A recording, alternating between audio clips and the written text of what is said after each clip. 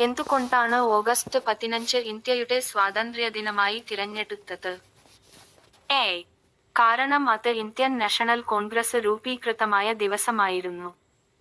B. British പ്രഭുക്കന്മാർ അത് ഭാഗ്യദിനമായി കണക്കാക്കിയതിനാൽ.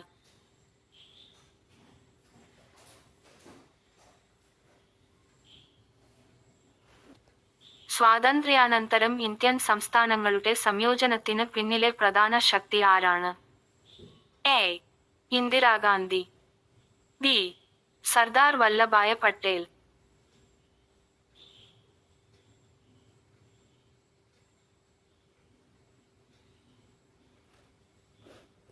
Indian ദേശീയ പതാകയിലെ അശോക ചക്രത്തിൽ എത്ര അരികുകൾ ഉണ്ട്? എ. 24. ബി. 14.